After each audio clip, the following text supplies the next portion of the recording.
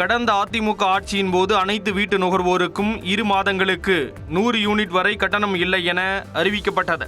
அதே நேரத்தில் 100 யூனிட்டுகளுக்கு மேல் பயன்படுத்துவோருக்கு 101 முதல் 200 யூனிட் வரை யூனிட்டுக்கு ₹2.25 401 யூனிட் முதல் 500 யூனிட் வரை ₹6 501 முதல் 600 யூனிட் வரை ₹8 வசூலிக்கப்பட்டு வருகிறது.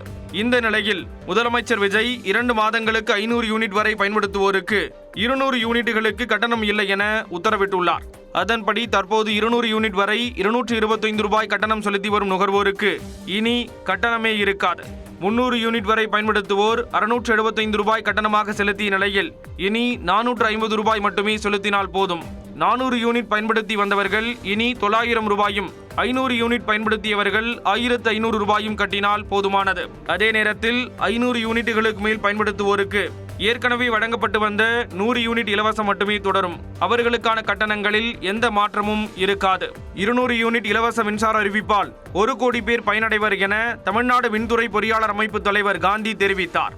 100 யூனிட்லேருந்து 200 யூனிட் வரைக்கும் இருக்கிறவங்க 100 யூனிட்டுக்கான மின்சார கட்டணத்தை கொடுத்துட்டு இருக்காங்க.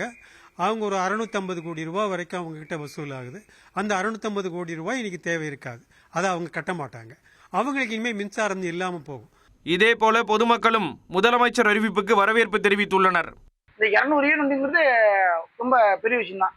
இப்போதைக்கு வந்தது ஒரு பெரிய விஷயமா இருக்கு. ஏன்னா இப்போ ஒரு 100 யூனிட் அப்படின்னா கொஞ்சம் ₹150, ₹200 இப்படி கட்ட வேண்டியலாம்.